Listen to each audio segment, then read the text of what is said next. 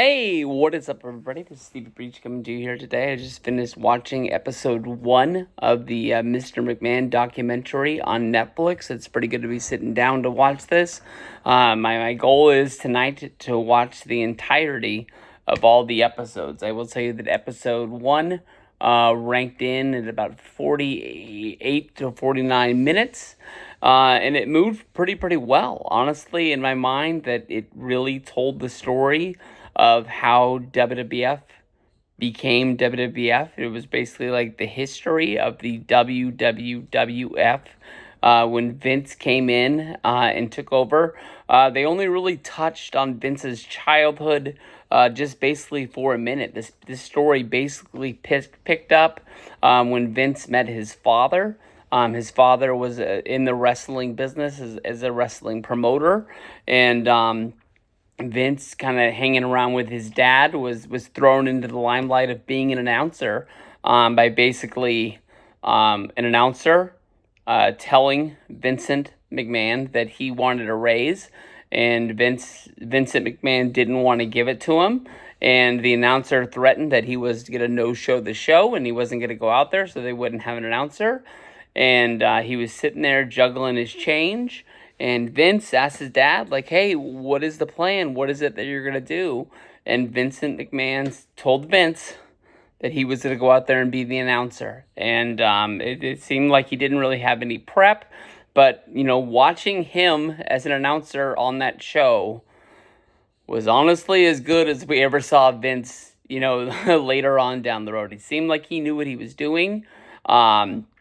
And Bruce Pritchard even chimed in to say that he was a horrible announcer. If you go back and you watch those old WWF pay-per-views from the 80s to 90s when Vince is on commentary, he isn't that good. But he's what we grew up with. And I think he is an excellent exclamation point. I think that, a lot of the times, like, the booker being the promoter makes sense. Because sometimes the story isn't really being told, and you need the person who wrote the story to tell you exactly what is going on. That's the reason why, Vince is out there. If something sort of gets skipped, he just, picks it up, puts it in there, and it's in your mind if this is why it's going to happen. I always enjoyed Vince back in the day.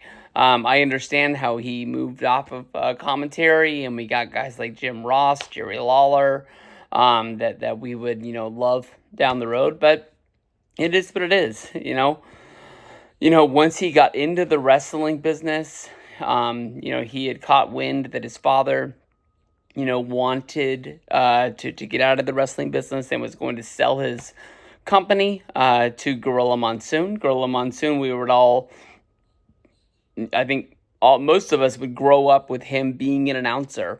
And that's really all that I knew of him. I remember the first time I ever saw an old videotape of him actually in the ring, a lot younger, looking a lot differently than he did as Gorilla, with Bobby Heenan, just being shocked and, kind of like putting it together. Well, I guess that makes sense why he's a wrestling announcer, but you just saw an old guy that was out there and just figured that was what his job was. The entirety of his time, coming up in the business was always being an announcer, but he actually was a main event draw that was able to go out there and do the towns. Vince went to his dad. He went to Vincent, and the price was $1 million, which was a lot of money, but they put a little bit down, and then they had increments that they had to make along the way with a final payment date. And what they didn't tell in this documentary that I think would have made him really look like he was very loyal to the people that was in him is that, Vincent told Vince that if he was going to take over his business, there was people that he had to be loyal to. One of those people was Gorilla Monsoon. Gorilla was there to always be watching, to making sure that, as this transition period was going on, that, he knew what he was doing and he wasn't going to get it over his head. I'm sure there was times that Gorilla got upset at Vince, thinking that he was doing things that he wouldn't have done. But I think there was probably times that, he was proud of him. And it was like, that he grew that company bigger than he ever thought it ever would have if he would have been the guy to buy it. But they had shows. They got payments. They were able to make the payments to Vincent, and they were actually able to pay off the loan to his father and buy the company. From there, basically, this doc almost was what I wish the true story of WrestleMania, the documentary that came out probably 2010, 2011. That was a really good documentary, but I think they almost tried to touch on every WrestleMania instead of just telling what the story of WrestleMania was. Um, but, it's the build-up. They didn't just, Vince said, hey, we're going to have a big show, and then Howard Finkel decided that we should call it WrestleMania. Vince liked the name, and that's how easy to do it. They rented out Madison Square Garden. They called up Billy Martin. They called up the Rockettes. They called up Liberace, Muhammad Ali, and said, hey, come on into the show. I don't think that's what it is. I think that it was the momentum of, they talked about Hulk Hogan wrestled in the WWF. Then, he came in and Vince McMahon changed his name to Hulk Hogan. Hulk Hogan was going out doing these television matches. He got noticed by Sylvester Stallone, who put him into Rocky 3 as Thunder Lips. That ended up getting him fired, and then he went to go work for the AWA. When Vince came in, he decided that, I got to have this guy. Brought him in and decided that he was going to be the main draw of the company. Vince, wanted to get the belt on him, honestly, as soon as he could. So he built a friendship between him and Bob Backlund. Bob Backlund got beat by the Iron Sheik. And then Hogan went out and he beat Iron Sheik for the championship. I believe it was December of 1984, I think is when that happened. There was a big, long discussion about, if they should have been doing the Iron Sheik Iranian gimmick, how much he was hated. I think that, the way that they talked about it was perfect. I think that those stereotypes are able to be used in movies today. I don't understand why they can't be used in wrestling each and every day.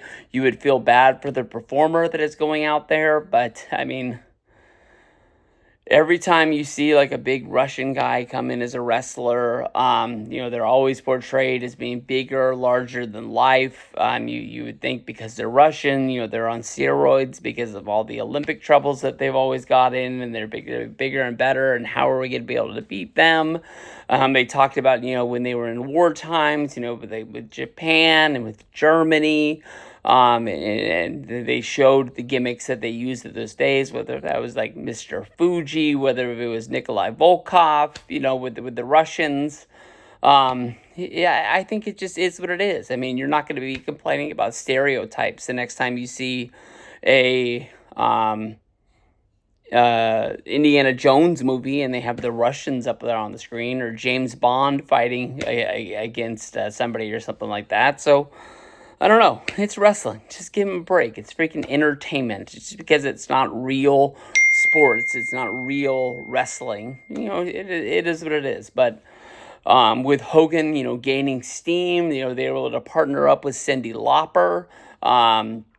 And Cyndi Lauper was able to, get them engaged with MTV. MTV brought them two specials at the time, which is Rock and Wrestling, and, The War to Settle the Score, which was Roddy Piper against Hulk Hogan in the main event. I think that match ended up going to a draw, but I'm not 100% sure. I haven't seen those in a long, long time since I was tape trading on VHS. I saw somebody did a Blu-ray transfer, and I think I need to get that on my next order to check out what that was. But I honestly think that I would watch the main event, and I think a lot of the older wrestling that's not the Hogan match might bore me. I'm not 100% sure, but to see it one time would be pretty cool. And I don't think that is on the WWE Network featured on Peacock, but I'm not 100% sure.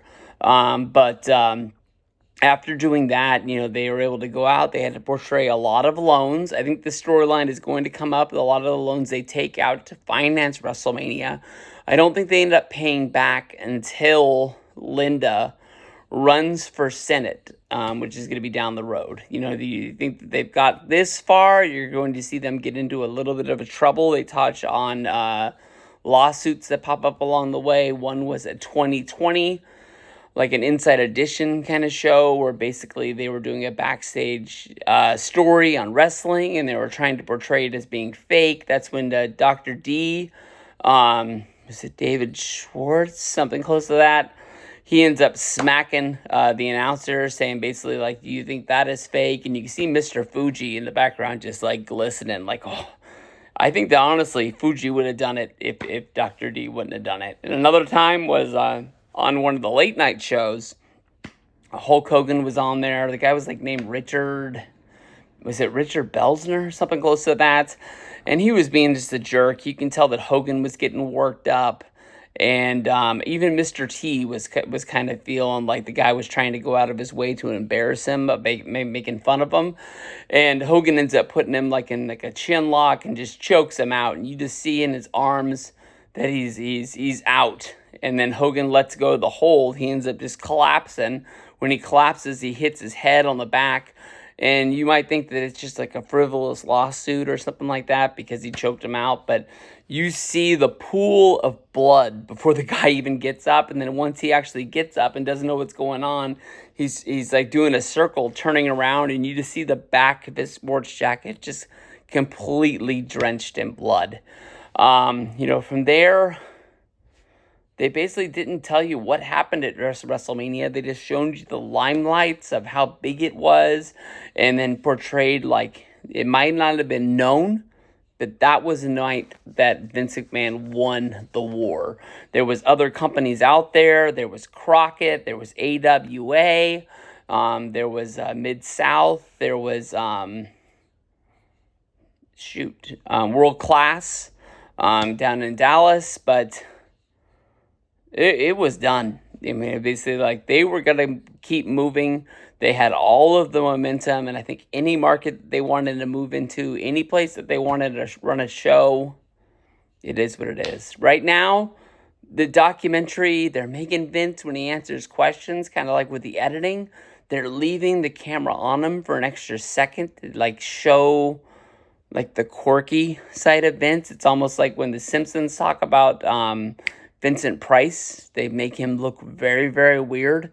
I don't know anything about Vincent Price other than like he was on The Simpsons with the Easter eggs thing and stuff like that. But the dark stuff is coming. It might not be episode 2, but you know it's coming.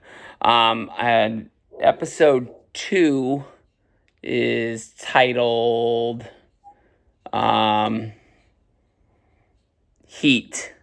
And it's got Ali, it's got Hogan and Vince. So they must be just talking about the fallout from WrestleMania, which I don't know what it would have been, but episode 3 is called Screwjob. I'll tell you the truth. I'm not looking forward to that. We've talked about that enough.